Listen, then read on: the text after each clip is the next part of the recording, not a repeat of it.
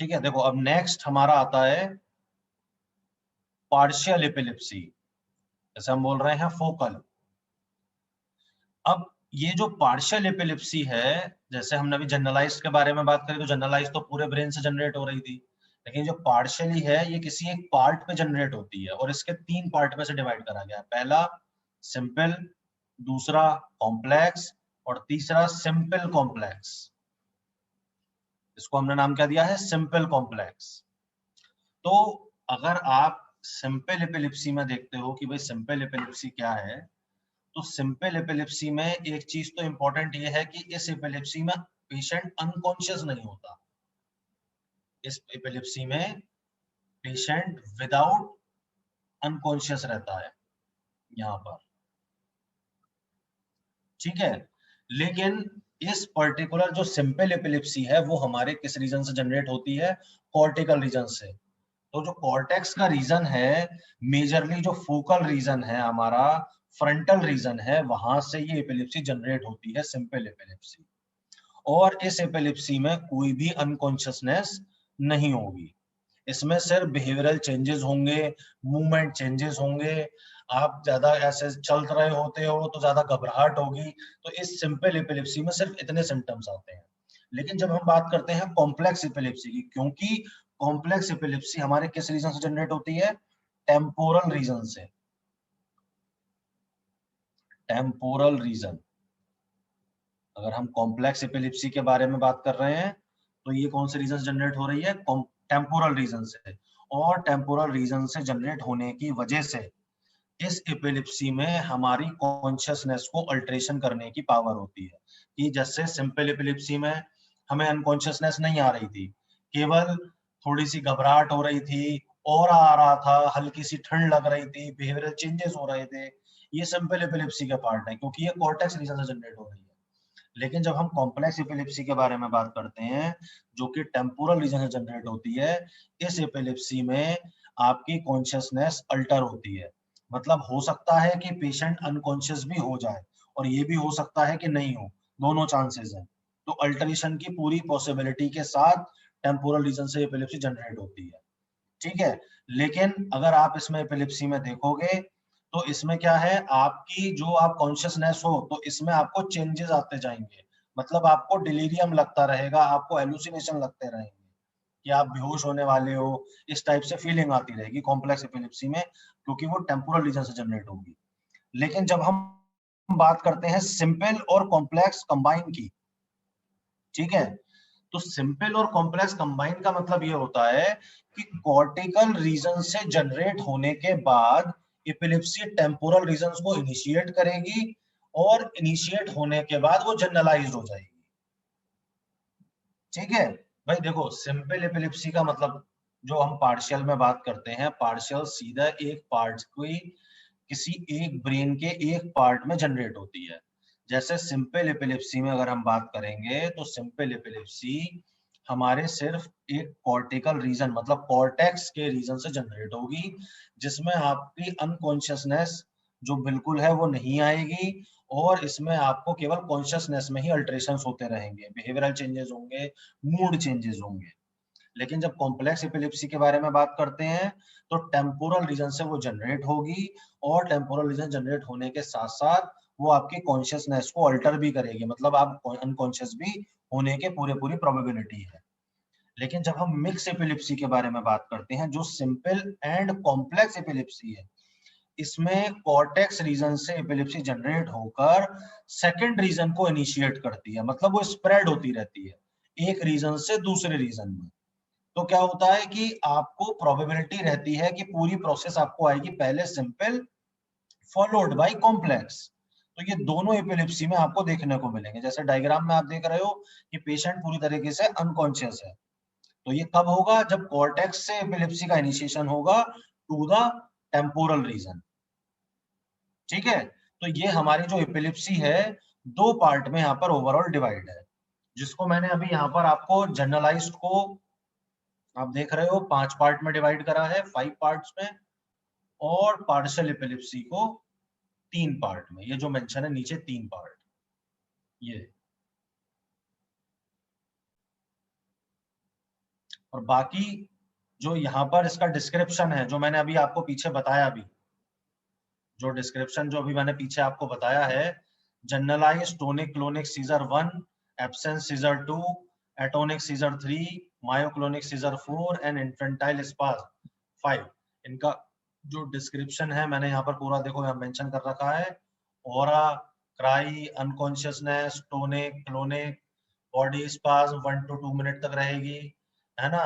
और यहाँ पर पूरा मैंने मेंशन कर रखा है, मोमेंट्री कंट्रोल होंगे, एब्सेंस सीजर में पैटेट एपिलेप्सी कहते हैं। ठीक है, तो ये पूरी चीजें, स्टीयरिंग एंड वन डायरेक्शन, तो ये सारी चीजें, अनकॉन्शियसनेस होती है इसमें, शॉक लाइक मोमेंट्री कॉन्ट्रैक्शंस होंगे, है ना, इन्फेंटाइल में होती है, और यहाँ पर क्या होता है, प्रोग्रेसिव मेंटल डिटोरिएशन होगा। तो ये सारी चीजें यहाँ पर मैंने एलैबोरेटरी मेंशन कर दी हैं। Same with the case with partial seizure, तो दोनों चीजों में मेंशन कर दी है। तो सिंपल सीजर में आप देख रहे हो यहाँ पर कॉर्टेक्स का केवल इन्वॉल्वमेंट है विदाउट लॉस ऑफ कॉन्शियसनेस, जो मैंने अभी आपको बताया। सेकंड में मैंने क्या बताया आपको कि सेकंड में आपको इंपेयरमेंट होगी कॉन्शियसनेस की, ये जो लिखा है देखो, इंपेयरमेंट होगी कॉन्शियसनेस की, कंफ्यूज हो जाएगा behaviour and momentary loss. Third मैंने बताया आपको कंबाइन होती है, सिंपल पार्शियल कॉम्प्लेक्स सीजर होती है, तो ये कंबाइंड सीजर है। तो इसमें क्या है, secondary generalized seizure, tonic clonic seizure के साथ साथ आपको कंप्लीट लॉस हो जाएगा कॉन्शियसनेस का। तो यहाँ पर वही चीज मेंशन कर रखी है जो मैंने अभी आपको पीछे डायग्राम में बताई है। नेक्स्ट हमारा आता है, जिसे मैंने अभी आपको बताया, फार्माकोलॉजिकल क्लासिफिकेशन। ठीक है, फार्माकोलॉजिकल क्लासिफिकेशन में हम लोग जब बात करते हैं एंटी इपिलेप्टिक ड्रग्स की, तो एंटी इपिलेप्टिक ड्रग्स को हमने 3 कैटेगरी में डिवाइड करा है majorly.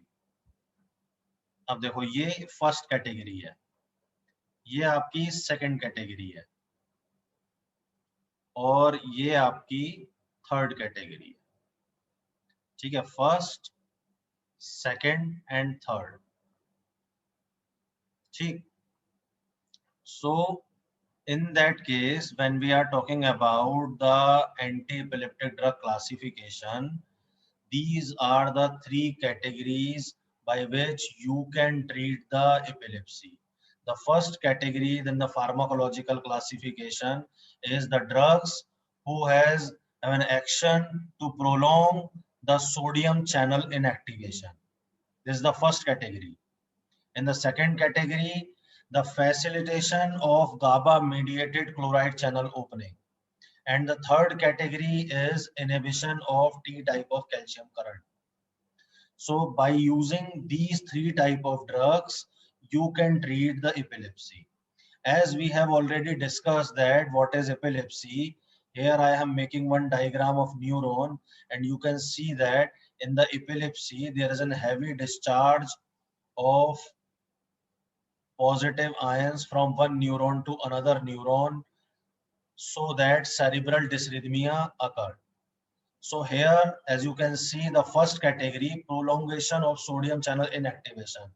If you are going to block or inactive the sodium channel for a longer time, that means you are going to inhibit the release of discharge, positive ion discharge from one neuron to another neuron. So if you are providing the phenytoin to any patient, that means you are delaying the entry of sodium from one neuron to another neuron, and you are going to stop the entry of positive charge. So that is how you can treat the epilepsy. So here the drugs like phenytoin, carbamazepine, valproate, lamotrigine, topicamate, and zonisamide. So these are the drugs who has a capability to prolong the sodium channel inactivation. Second, with respect to the positive ions, is inhibition of T type of calcium current. As we have already known that the sodium and calcium has a positive charge. So in the epilepsy, when one neuron increase the positive charge or positive discharge from one to another neuron, that means you are going to initiate the epilepsy. And in the epilepsy, there is a highly intake of positive charge from one neuron to another neuron.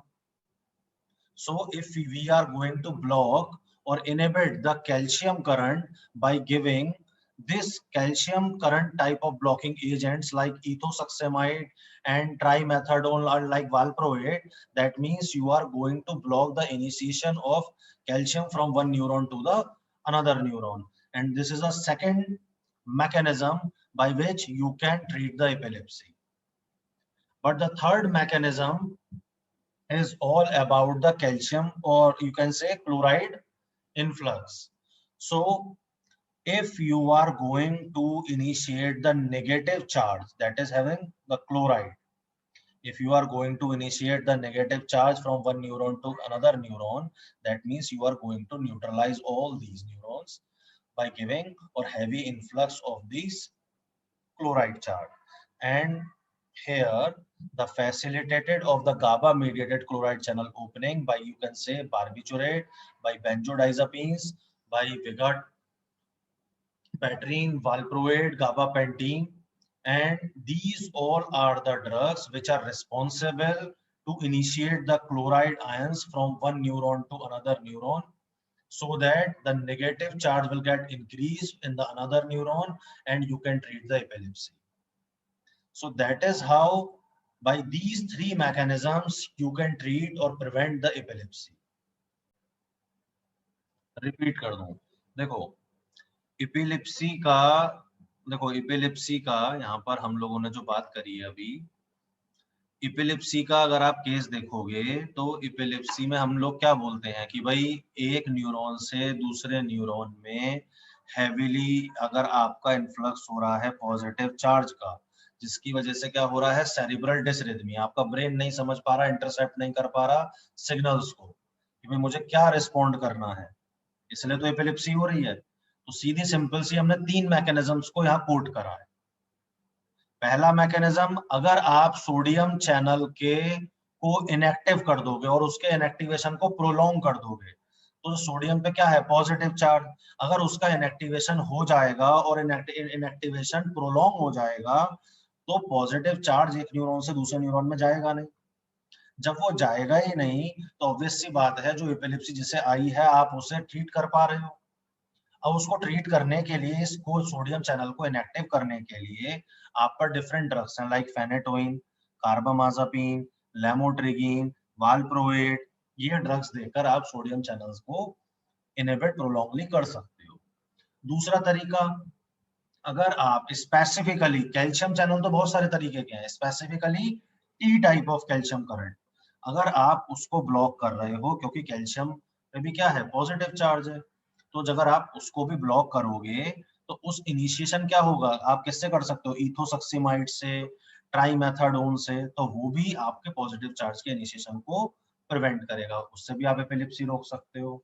अच्छा, अगर आप negative charge को incorporate कर दो, भाई epilepsy में तो चलो पॉजिटिव चार्ज का हेवीली इन्फ्लक्स हो रहा था, अब क्या करो, आप ऐसी ड्रग प्रोवाइड कराओ जो नेगेटिवली चार्ज को इन्फ्लक्स आउट करे। जैसे क्लोराइड चैनल की ओपनिंग करने वाले आप सभी लोग जानते होंगे, कई बार पढ़ चुके हैं, बार्बिटूरेट, बेंजोडाइजापीन, इन दोनों कैटेगरी के हम ड्रग्स कई बार पढ़ चुके हैं। वालप्रोएट, गाबापेंटिन, ये ड्रग्स क्या करती हैं, क्लोराइड चैनल्स की ओपनिंग करती हैं। तो जब क्लोराइड चैनल की ओपनिंग होगी तो ऑब्वियस सी बात है वहां पर चार्ज आपका क्या होगा, न्यूट्रलाइज हो जाएगा, उसका इन्फ्लक्स ज्यादा हो जाएगा, तो उससे आप एपिलेप्सी को उससे भी ट्रीट कर सकते हो। तो ये तीन मेजर मैकेनिज्म्स हैं जिनके थ्रू एपिलेप्सी को ट्रीट करा जा सकता है, उसके सिम्टोमेटिक रिलीफ दिया जा सकता है।